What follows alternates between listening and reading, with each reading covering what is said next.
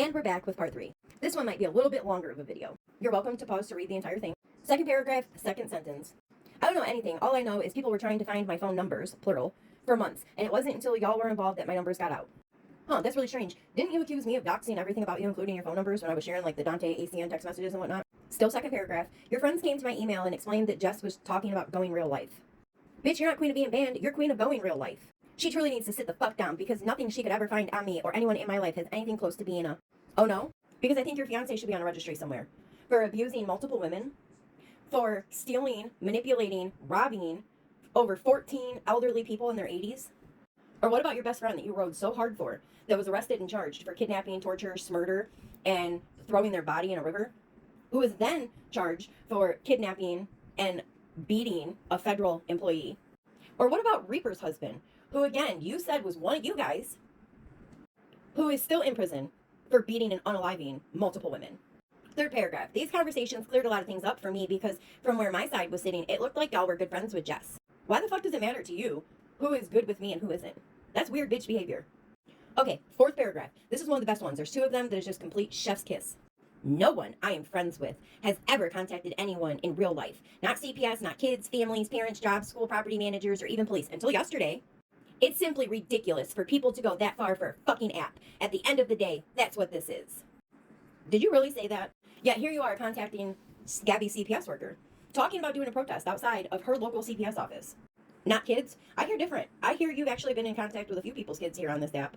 You know, even talking about doing a fundraiser for somebody's kids to be emancipated. Not families. You admitted in court in February that you emailed somebody's husband. Not parents or jobs. Not jobs. Oh, didn't you contact somebody's job off the internet and had them fired?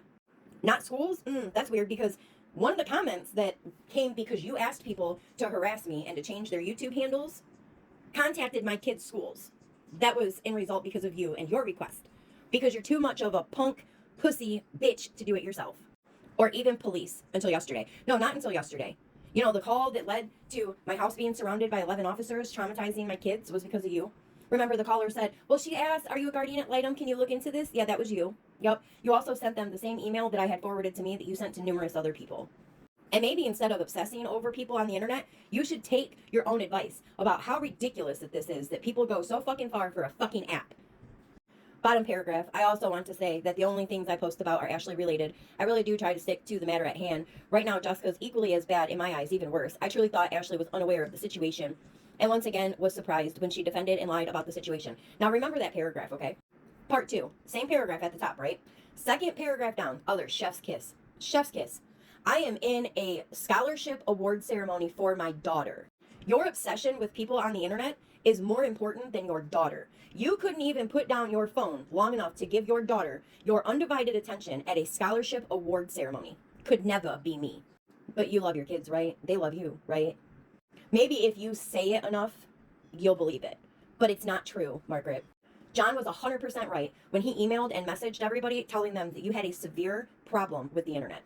That from the time that you opened your crusty, dusty eyes until the time that you passed out at night with your phone in hand, you were obsessing about strangers on the internet.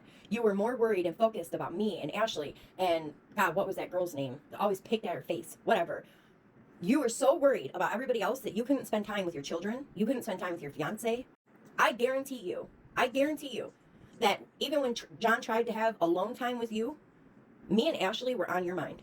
You're a fucking pig and you need help. You need a padded room and a grippy sock vacay and your phone taken from you. But remember, I'm the problem. Ashley's the problem. Everybody else is the problem. But Margaret is always the common fucking denominator. You know what that means? That means you're the problem, Margaret. You're the problem. How fucking pathetic. How pathetic that you can't even put your phone down at an award ceremony. You have to be on your phone emailing about internet drama and can't even give your child your undivided attention. Like I said, could never be me. Could never fucking be me.